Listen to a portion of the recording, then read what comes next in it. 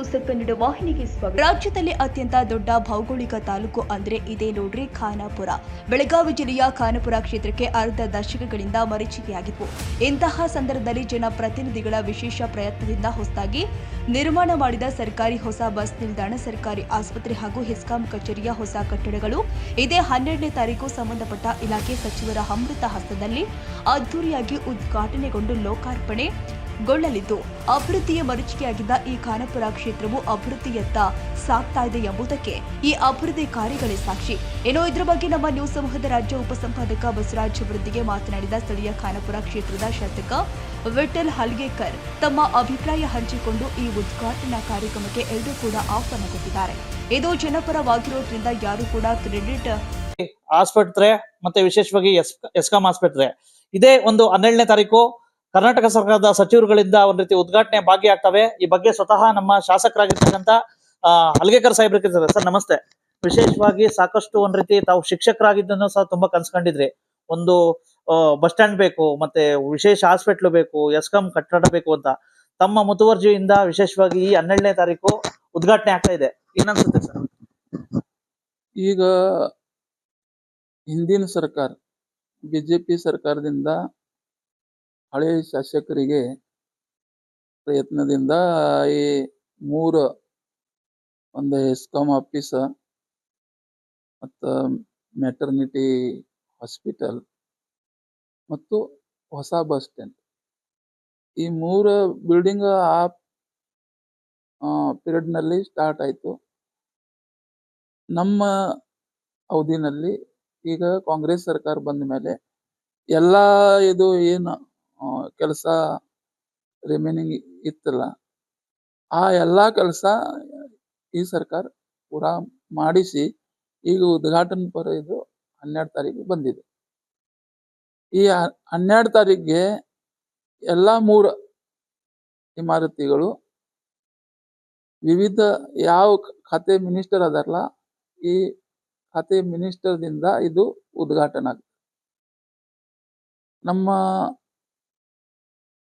ಹೊಸ bus stand ಇದು ಉದ್ಘಾಟನೆಗಾಗಿ ನಮ್ಮ ಪಾಲಕ ಮಂತ್ರಿ ಉಸ್ತುವಾರಿ ಸಚಿವರು ಸತೀಶ್ ಅಣ್ಣ ಜಾರಕಿಹೊಳಿ ಮತ್ತು ವುಮನ್ ಆ್ಯಂಡ್ ಚೈಲ್ಡ್ ಮಿನಿಸ್ಟರ್ ನಮ್ಮ ಭಾಗದ ಲಕ್ಷ್ಮೀಬಾಯಿ ಹೆಬ್ಬಾಳ್ಕರ್ ಮೇಡಮ್ ಮತ್ತು ವಿಶೇಷ ಅಂದ್ರೆ ಈ ಪರಿವಹನ ಮಂತ್ರಿ ಅಂದ್ರೆ ರಾಮಲಿಂಗ ರೆಡ್ಡಿ ಸಾಹೇಬ್ ಆ ದಿನ ಈ ಬಸ್ ಉದ್ಘಾಟನೆಗೆ ಬರ್ತಾರೆ.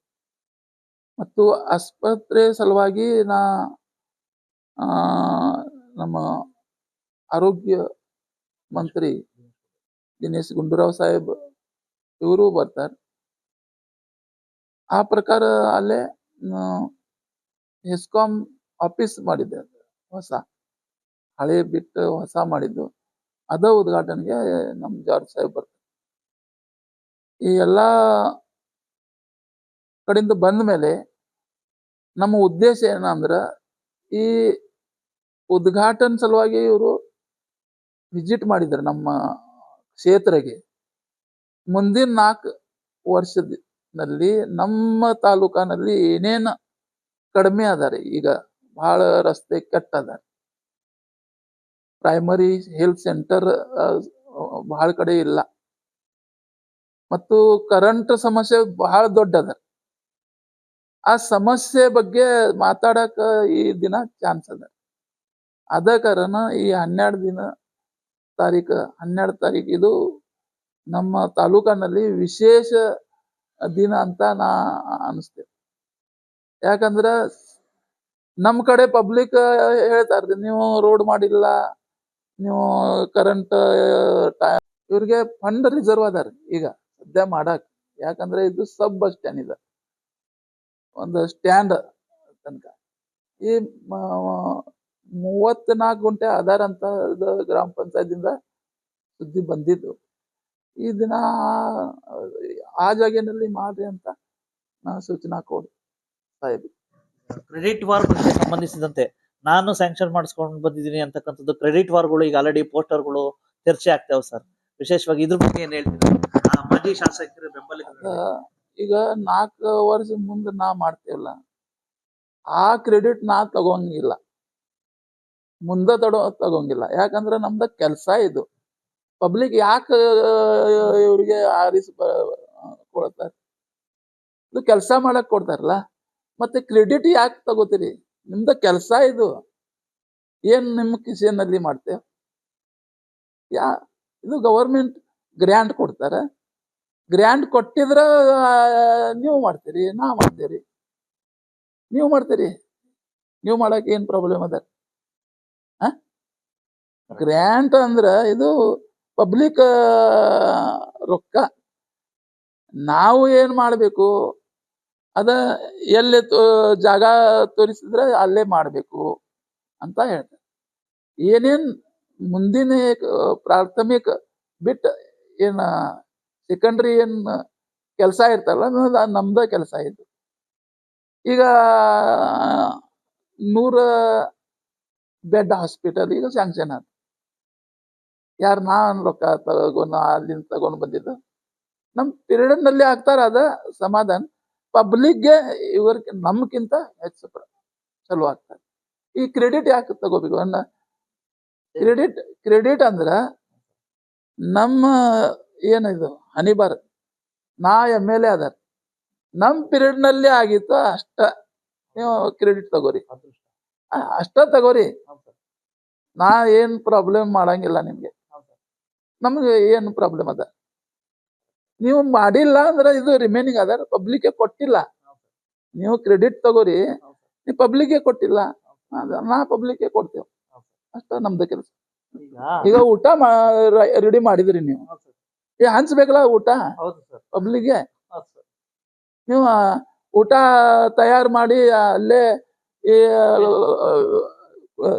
ಇಟ್ಟಿದ್ರ ಇದು ಏನಾಗ್ತಾರೆ? ಇದ ಈ ಪ್ರಕಾರ ಅದು ನಿಮ್ದ ಕೆಲಸ, ನಮ್ದ ಏನಿಲ್ಲ.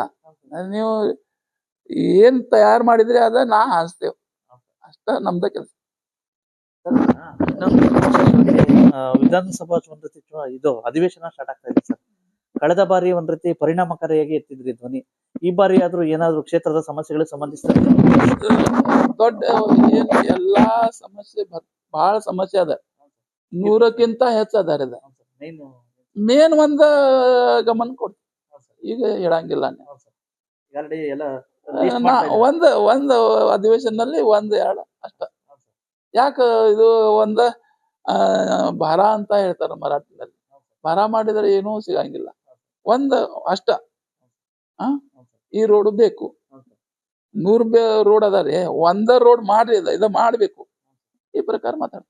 ಈಗ ಲೋಕಸಮರದಲ್ಲಿ ವಿಶೇಷವಾಗಿ ನುಡಿದಂತೆ ನಡೆದಿದ್ದೀರಾ ಸರ್. ನೀವು MP ಅವ್ರಿಗೆ ನುಡಿದಂತೆ ಲೀಡ್ ಗಳನ್ನ ತಗೊಂಡ್ ಕೊಟ್ಟಿದ್ದೀರಾ, ಅತಿ ಹೆಚ್ಚು ಲೀಡ್ ಗಳನ್ನ ಕೊಟ್ಟಿದ್ದೀರಾ ಸರ್. ವಿಶೇಷವಾಗಿ ಏನು ಲೋಕಸಭಾ ಸದಸ್ಯರು ಇದರಿಂದ ತುಂಬಾ ಆತ್ಮೀಯರು ಇದ್ದಾರೆ, ಅವರಿಂದ ಏನು ನಿರೀಕ್ಷೆಗಳು ಮಾಡ್ತೀರಾ ಸರ್ ಖಾನಾಪುರ ಕ್ಷೇತ್ರಕ್ಕೆ ಅಭಿವೃದ್ಧಿಗೆ ಸಂಬಂಧಿಸಿದ? ಈಗ ನೋಡ್ರಿ, MP ಅಂದ್ರ ಇದು ಲೋಕಸಭೆನಲ್ಲಿ ದೇಶ ಬಗ್ಗೆ ಏನೇನ್ ಸಮಸ್ಯೆ ಬಗ್ಗೆ ಏನ್ ಕಾಯ್ದೆ ಮಾಡಬೇಕು ತೆಗೆದುಕೊಳ್ಳೋ ಅವಶ್ಯಕತೆ ಇಲ್ಲ ಎಂದು ಮಾಜಿ ಶಾಸಕಿ ಅಂಜಲಿ ನಿಂಬಾಳ್ಕರ್ ಹೇಳಿದ್ದಾರೆ. ಒಟ್ಟಾರೆ ಗಡಿ ತಾಲೂಕು ಖಾನಾಪುರವೂ ಕೂಡ ಅಭಿವೃದ್ಧಿಯತ್ತ ಮುನ್ನಡೆದಿರುವುದು ತುಂಬಾ ಸಂತೋಷದ ಸಂಗತಿಯಾಗಿದೆ. ತಾಜಾ ಸುದ್ದಿಗಾಗಿ MTV ನ್ಯೂಸ್ 24x7ಗೆ ಸಬ್ಸ್ಕ್ರೈಬ್ ಮಾಡಿ ಮತ್ತು ಬೆಲ್ ಐಕಾನ್ ಅನ್ನು ಒತ್ತಿ. ತಪ್ಪದೇ ಲಿಂಕ್ ಶೇರ್ ಮಾಡಿ.